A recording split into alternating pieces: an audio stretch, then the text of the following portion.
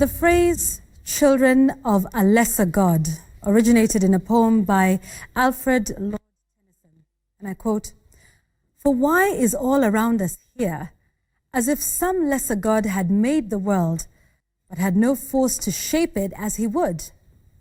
End of quote. You see, this is what came to my mind this week when I took a closer look at the detailed data from the 2019 census report that was released on Monday. One particular number caught my attention: 71.7.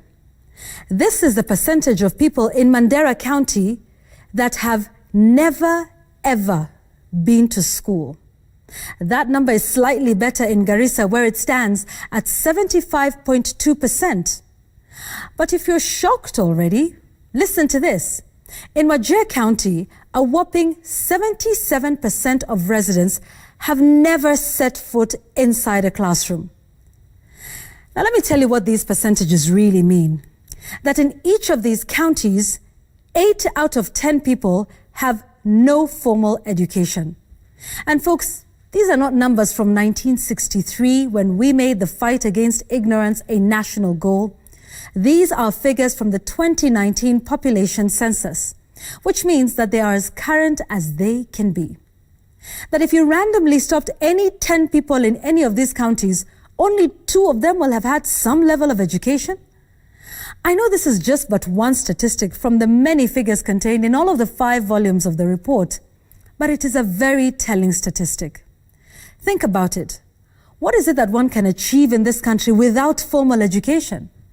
Granted, things are tough even for those who have multiple degrees. But so imagine now what the world looks like if you really have never set foot in school. No result slip of any kind, no certificate. You are essentially locked out of the formal economy. You are poor no matter what material wealth you may possess. The neglect of this important part of Kenya goes back many years.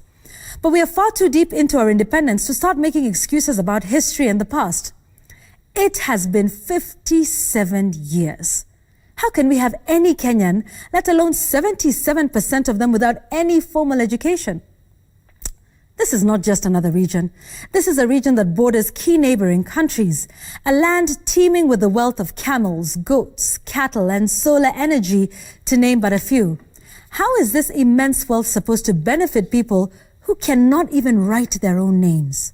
How is that resident of Wajir with thousands of camels or cattle but no formal education supposed to reap maximum benefit from his labor? Do we even expect him to compete fairly with his fellow Kenyans? How would he be able to access the international market without greedy intermediaries taking advantage of him? And what about civic duties? Do we expect this person to participate meaningfully in the country's politics? Or even read that BBI report that is found in a portal somewhere? It is no wonder that criminal groups such as Al-Shabaab would find fertile ground in this part of Kenya and infiltrate communities of a people who have been neglected in their own country, of a people in Wajir who only got their first tarmac road in 2018. Indeed, even the handling of the current teacher exodus from this part of Kenya couldn't be more telling. When the government, of all people, says it is fine for the teachers to leave, it is a shocking admission that this region is truly on its own. It amounts to ceding control of Kenyan territory to criminal elements. Don't get me wrong, the life of teachers matter and they must flee if their security cannot be guaranteed. But it leaves the government with egg on its face. Ladies and gentlemen, this story of northeastern Kenya should shame us all. It is unacceptable. It should not happen in 2020 or ever. That is my take tonight.